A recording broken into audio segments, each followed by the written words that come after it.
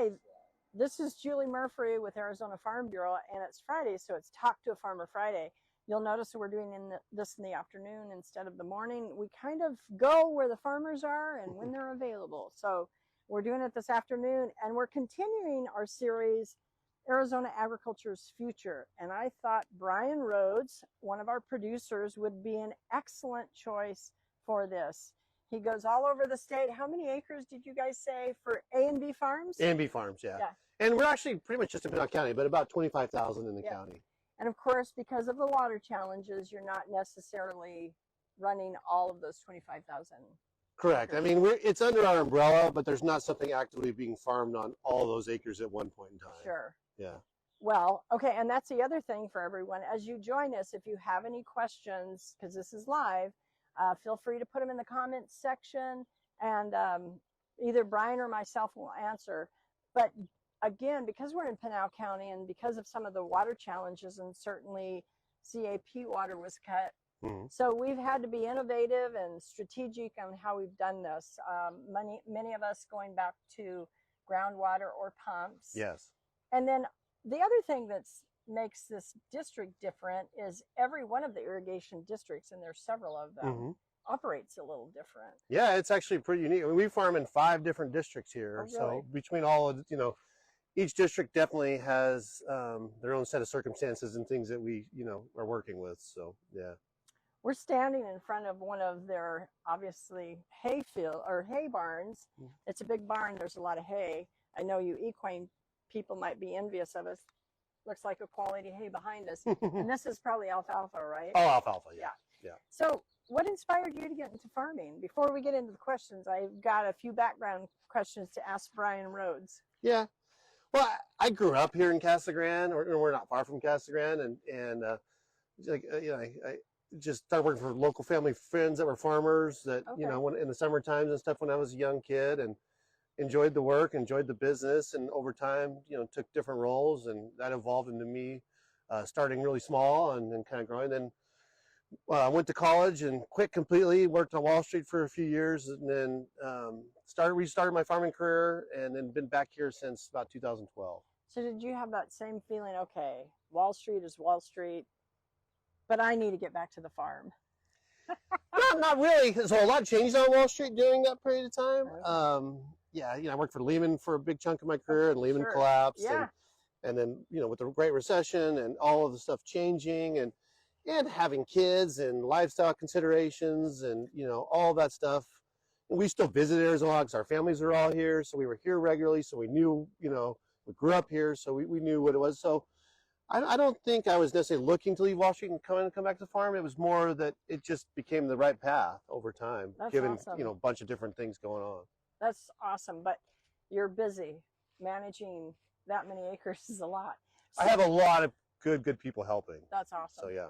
So, Brian, as I told you, this whole series is on the future of Arizona agriculture, and I've visited with a variety of people. In fact, next week it's going to be Mark Killian, one of our former Arizona director. Department of Ag. Yep, Department of Ag. And then later in May, I'll get to visit with U of A's Dean of the College of Ag, Shane Burgess. So I'm kind of going the scope and the gamut of it, but I definitely wanted to talk about a producer. So I'm going to ask you to put on your futuristic glasses or dust off that crystal ball. Yeah. What do you see as the future of Arizona agriculture? What, in your time horizon, what do you see? It's interesting. So I think the water situation that, I hope most people probably have an idea of, the drought, and everything that's been going on, accelerated the change faster than what we all thought. If you would ask me a few years ago if we would, we always knew there would be a point in the future where we'd have to start to figure out water. I don't think anybody realized it was going to be this quickly. So I think that's accelerated some change. I think there's going to continue to be consolidation. I think growers are going to have to, you're going to need larger acreage bases just because of the water to be able to, pay for all the expensive overhead and equipment and all that type of stuff. And so I think consolidation will remain being a big trend, which we've already seen. I mean, your family goes way back in agriculture. I mean, I started farming in Stanfield, Maricopa area. I remember, there was dozens and dozens of farmers, and now there's a handful. Yeah. That especially that have been around for a while. So, I think that trend will continue. We've been big adopters with technology. I think that's helped us improve our productivity a lot, and I think we'll still see. I mean, I think we're barely scratching the surface as to the kind of advancements that we'll be using in the future in this the autonomy, tracking stuff. I mean, we're doing some of it, but it's gonna get to be mainstream and be really interesting and cool. And I recall that one of my futuristic farmers, I'm calling you guys Aggie futurists, by the way, had even mentioned that the high value crops will really be an attraction for some of this technology because some of it's kind of expensive.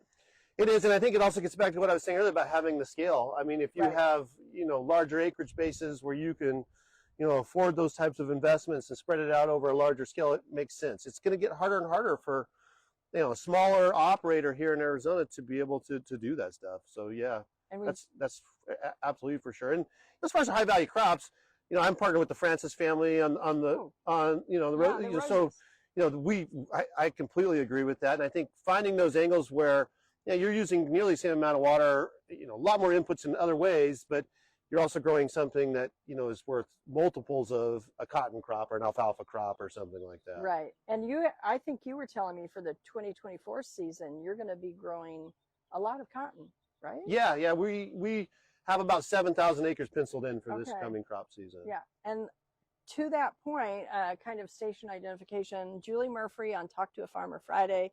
We're interviewing Brian Rhodes, one of our producers here in Pinal County. You said penciling out. Our farmers have to really assess their budgets, figure out their crop portfolio, and that's definitely what you're doing. Yeah. So, and what you said about technology is a good segue to the other question. What is the most pressing issues in ag besides water? Because I am going to ask the water question, but a little bit later. But I mean, do you feel like it's policy? Is it the technology you already mentioned, or even that generational transition? It's probably some of all those, but I see maybe more acutely the labor issues and just finding people that are willing to do this hard work and willing to show up every day. And, unfortunately, I can't afford to pay somebody, an what they're paying you in Wall Street. Yeah, well, for sure, no. So, it's becoming more and more challenging to find a workforce that's willing and able to do this work and do it in a way that, farming, let's, be serious. It's a tight margin business.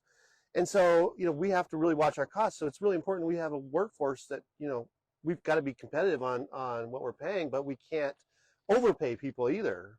So I often get the questions like, well, why don't you hire, more people from the town, like, especially when unemployment was higher and stuff like that.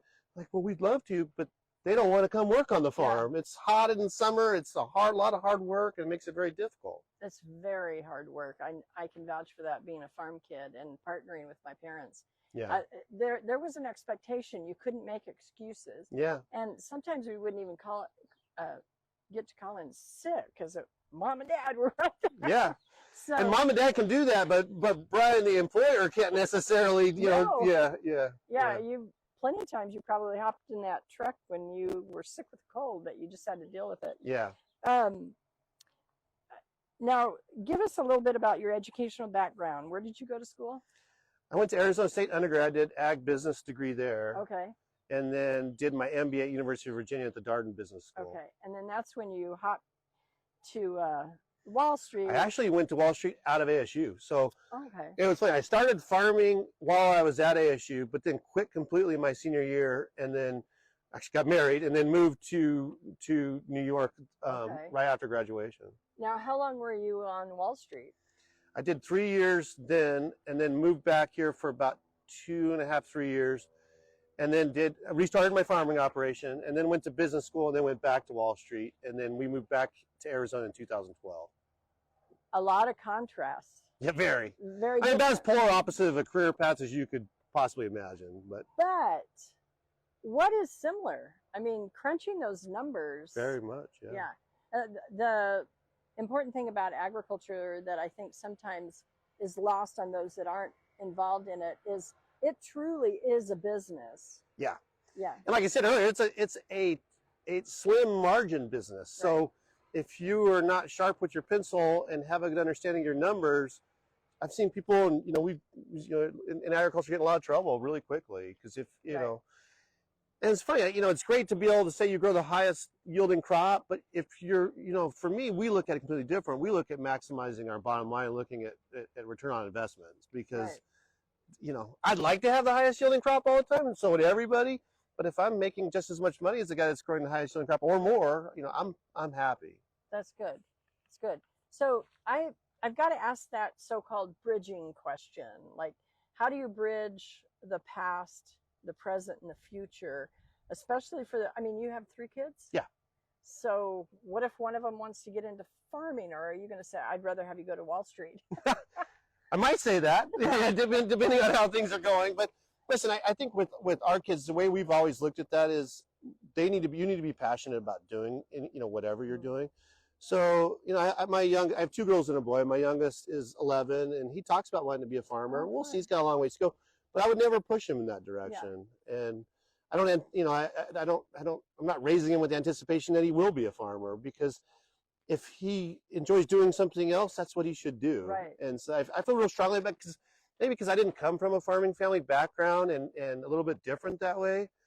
But I also think, it makes you fight hard and do, if you like what you're doing and it's a good fit for you, you have a better chance of being successful. And really, I've got to give the Rhodes family props, because your dad, Everett Rhodes, worked for Extension, which is connected to the University of Arizona, which is our land grant university. Right. So, you were connected to agriculture. It was just, it was that, speaking of bridges, it was that bridge, and tell your dad hi. Yeah. That bridge between the university research, the producer, and saying, okay, here's how Extension is really known for bridging that. And that's by design. That's what it's supposed to do. Bridge it to the end users or producers or ranchers or whatever.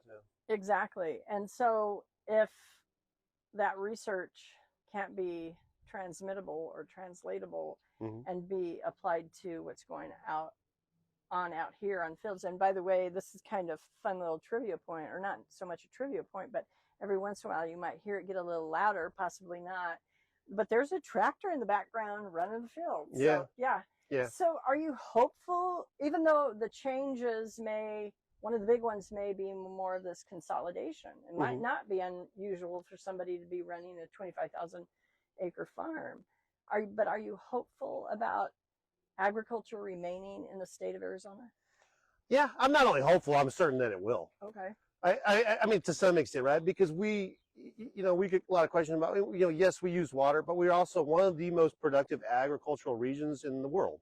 And, we can grow lots of different stuff, and we can do it very efficiently. And we have, with our weather, we can grow stuff all year round. I mean, it's just an efficient place to farm. So I think there'll always be farming here. I think, could it consolidate more to higher value crops? Could it, could you see more consolidation to larger growers? Like, all those things are going to happen. But we'll absolutely always have agriculture. That's awesome. In my opinion, That always warms my heart. You're number 6 in terms of all of the interviews we've done on the future of Arizona agriculture. It warms my heart. Nobody has said, no, it's doomed. In a decade, it will all be gone. Every country has to be able to feed itself. Yeah. We'd really be putting ourselves at risk, especially with some of our food crops that are directly for you and me, like all of our fruits and vegetables coming from, we've got some of the farms actually here in Pinal County that are even doing some of the produce. Then Yuma, the winter lettuce. One of the capital of the country during a certain window. Exactly. And that whole, from November to April, basically, and that whole system cannot be replicated anywhere else in the United States. No, it'd be very hard. Yeah. So what surprised you the most when you came back? Were there any surprises? No, just not necessarily surprises. It's very difficult. I mean, I think as we were growing and getting our feet under us and figuring out, it just became more and more apparent to me that I had to find every angle I could to make it work, because it's, there's years that were really slim, and as you're growing and making investments and doing all at the same time, it can make things very challenging. So yeah. And you're always running. Yeah. Always. You're always on the road. Yeah. So my last question is basically, I can't, it's almost like the elephant in the room. You can't avoid it. So water, we know some of the big concerns here in Pinal County. Yeah. But to me, you're a testament to the fact that, you know, farming even in Pinal County, while completely different, some things reshaped and rejiggered, we're still going to have farming in Pinal County. Yeah. And all of the farm land that you're managing, you said within 5 irrigation districts? Yes. So, and we have some out of district, but yeah. Okay. So, and every water scenario is a little bit different. Of Right. those 5 irrigation districts that you're operating within, is one a lot easier than another one, or is that even? No, I wouldn't say easier. I think, you know, like we're fortunate this year in the Magma Irrigation District to have a lot more water. Legislation this year at the state capitol. Yeah, we do. Feeling like we can work this out, or? I mean, I think we'll be fighting, when I say fighting, maybe that's not the right word, but I think we'll be, you know, discussing challenging water environment in Arizona forever. Right. I think we already have been doing it forever, and I think we always will be. I think there's always solutions. The problem is there's politics and there's, you know, competing interests, and there's things that get in the way. And sometimes I think, you know, I wish we could have a more common sense approach to stuff that, you know, avoided some of the politics and some of that. But, you know, that's not necessarily reality either. But I do think it's workable. Yeah, I think agriculture, and I think, you know, everybody up in the legislature even understands how important agriculture is. Right. It's a very large. If you come down to Pinal County, it's, you know, it's probably the largest industry in the county. It really is. Yeah. Yeah, and we are really good at growing our alfalfa in Pinal County. We're really good at growing our cotton in Pinal County. We've always been really good with our grain crops, and now we've got some produce. So Pinal County. And roses? And roses, you're Yeah. right. Now, where exactly are the roses here? Down closer by Eloy, down Okay. off of 87. Yeah. So you're putting a lot of miles on your truck. Yeah, Truck, yeah. young man. Yeah. And you know, that's another thing that I want to say. The Census of Agriculture just came out. It was released in February, and it was highlighting young farmers, beginner farmers. You're certainly not a beginner farmer, and you even were farming before you headed to New York. But I would classify you in that younger farmer demographic. Well, thank you. I was gonna say, even if you don't feel that way sometimes, if you have a late night and an early morning, but Yeah.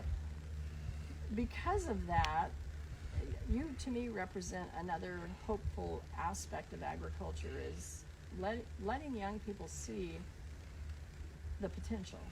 Yeah. Well, I appreciate that. I mean, that'd be great, because I think agriculture is such an important industry for the United States, and I think, you know, some of the geopolitical things happening, and so it reinforces that. Like we need to be sustainable for our food and fiber supply. I mean, it's just the way it is. So, you know, that's good, because I think we need young people coming into this industry, and that's what's going to keep, you know, people coming up with new ideas and doing things differently, and, you know, all that. That's what keeps it just reinvigorated. So that's good. That's awesome. Joel, it looks like we haven't necessarily had any comments. Okay, so for those that joined us live, thank you for this this period of Talk to a Farmer Friday here in Pinal County. And thank you so much, You're Brian, welcome. for being my guest. This is the 6th of the Future of Arizona Agriculture. Watch for a couple more. This series has been quite fantastic. We also are taking these videos and uploading them to YouTube, and also sharing them on our website. So if you're looking for them later and you want to see the whole series as it's laid out, from the first one that was interviewed to our very last one, which will be Dean Burgess with the University of Arizona, then just go to azfb.org. Blessings to everyone, and Brian, thanks again. Thank you. Thanks.